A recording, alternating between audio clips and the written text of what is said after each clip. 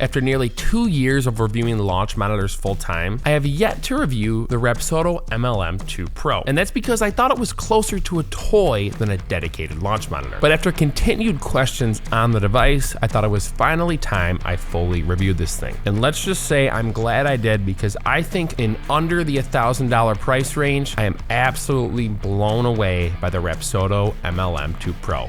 Let's get into it. Now, we're gonna start with accuracy, because if you guys are considering the Rapsodo, right, you're probably on a budget and you're like, is it good enough to get better, or is it more just a toy? Well, for our accuracy comparisons, what we do is we take the Foresight Falcon, that is a $15,000 overhead launch monitor that's blinking that you see behind me, and we compare each launch monitor to the industry standard device that is the Falcon. Now, let me start off by saying when I first tested the Rapsodo, I was worried it was gonna be one of those cheaper launch monitors that like 50% of the time it's pretty good, and then like the other 50% of the time it's like 20, 30 yards off what it should be. But I'm happy to say it was extremely accurate with my carry yardages. That being said, it was less accurate than like a Mevo Plus, SkyTrack Plus, Bushnell Launch Pro, but those devices also are more expensive than the Rapsodo. So really, I think the question is, for the price, is it accurate enough for you, or do you need to spend that little bit more to get something that is the accuracy level you're looking for? Well, we'll start off by saying this. When I first started testing it with my 60 and 56 degree wedge, I found averages were about 5 yards long for both of those clubs. Now, the good news is that's probably the worst it got, but it was about 5 yards off. So if that's gonna be too much for you, then you're probably looking at something a little more accurate. But the good news is I never had a shot that was like noticeably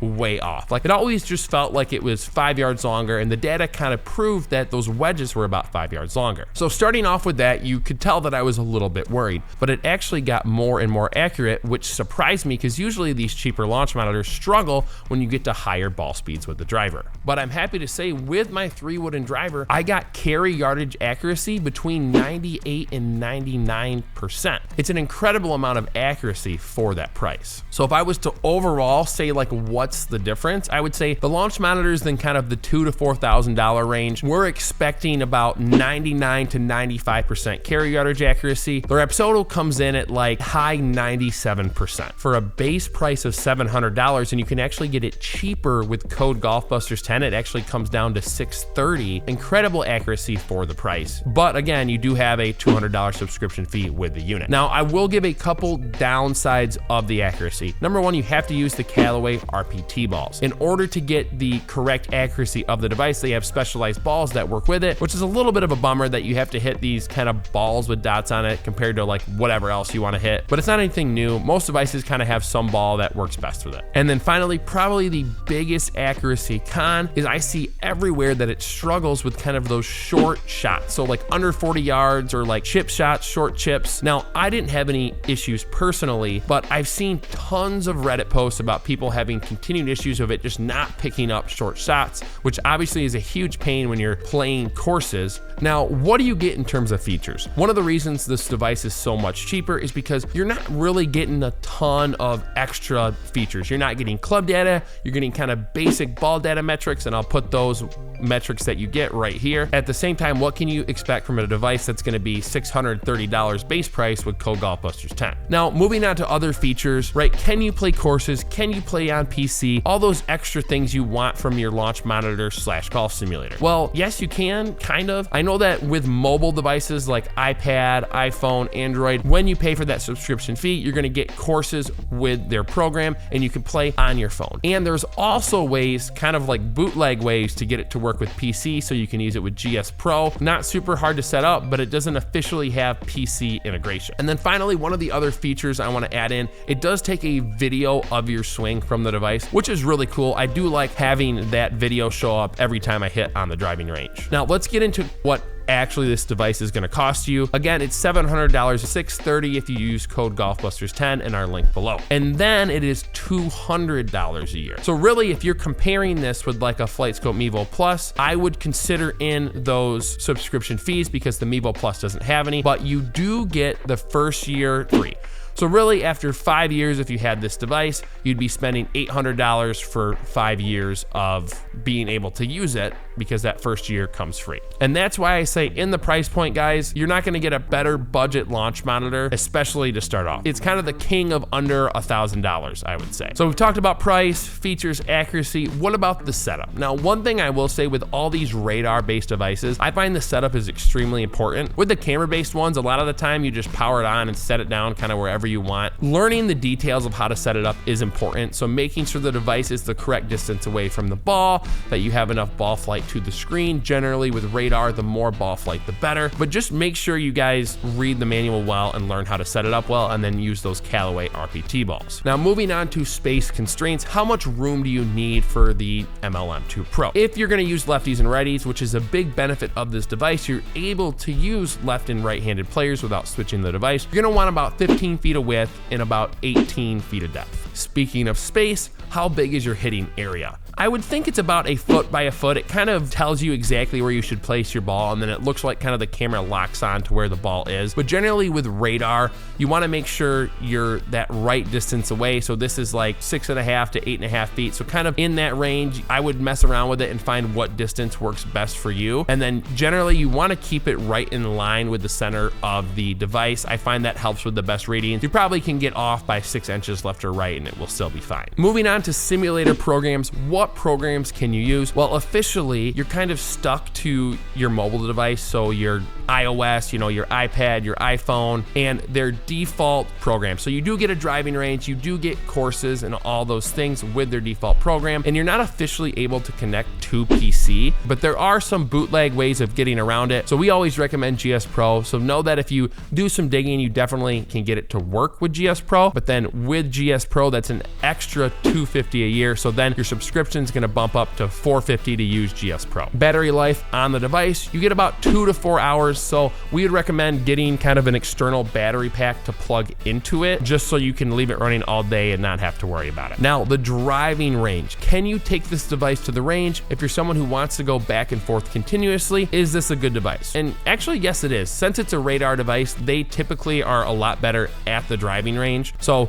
we find it's very accurate at the range. It's gonna read a lot more ball flight than some of those camera-based launch monitors. And know that if you are someone who really wants to take it back and forth, this is a good option. Now, responsiveness of the device. From when you hit the ball to when it appears on the screen, how responsive is it? It's a little slow responsively, but nothing bad. Maybe it's a second and a half. Whatever it is, you get used to it pretty quick, and really it's not a big deal. All right, and then we're gonna move on to my least favorite subject, putting. I will die on this hill. Never ever putt on your golf simulator. It doesn't matter if it's my Foresight Falcon, whatever, I never putt on a simulator. So I've heard putting is not great on the Rapsodo, but I'm of the belief anyway, you should never putt for 2 reasons. First reason, you never get better at putting on a golf simulator. And then reason 2, it takes like an extra hour to play 18 holes if you have 4 guys. So I would play more holes and just have the auto putt features on, because honestly, that's way more enjoyable. And I've never had anyone ever come over who's like, oh, I wish we were putting. Like, it just doesn't happen. And then moving on, lefties and righties. It's a great option if you have lefties and righties that need to use the device, because you don't have to move it back and forth.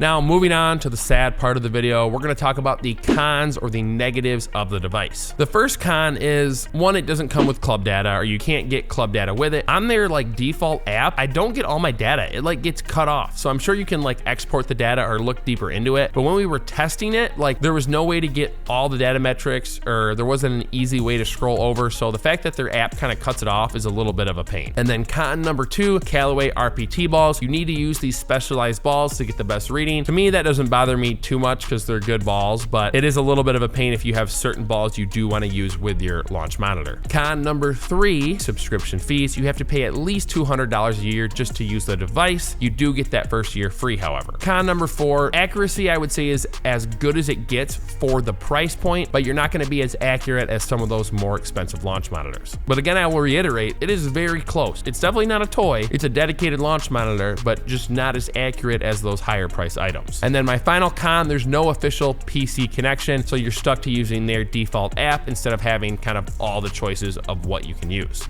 Next, we're gonna talk about no reads. This happens a lot with devices, so you hit the ball, it just doesn't register. Different than a misread. I would rather have a no read than a misread because misreads means it's gonna project the wrong ball flight. A no read, at least you get a chance to hit it again. Didn't really have any issues with no reads. Very consistent device. Now, like I said, on shorter chips, there are a lot of people that have had issues with no read. So that may be a thing, but I think they've found some workarounds. But if you do struggle with that issue when you get it, maybe time to upgrade to a different device. And then finally, the club data accuracy. You don't get much club data, you get club speed and smash factor, but I will say the club speed and smash factor, they were very accurate metrics. Now, my final thoughts. For under $1,000, it is an incredible device. It is in fact not a toy, it is a dedicated launch monitor, but maybe not quite as accurate as the more expensive launch monitors. But I will give a caveat with that. Launch monitors have gotten so good that when I say not quite as accurate, we're talking at like high 97% as opposed to like mid 99%. So still very close, and I didn't have any clubs or yardages that were crazy off. The most I got, I felt like was like 5% off on maybe my wedges. And then finally, probably the most important thought, if you have more in your budget to get a more expensive launch monitor, I think it's worth it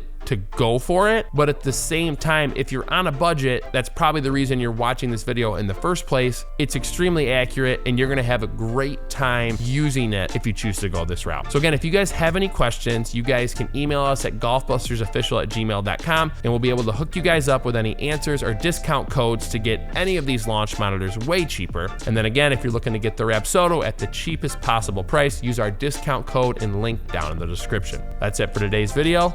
We'll see you in the next one.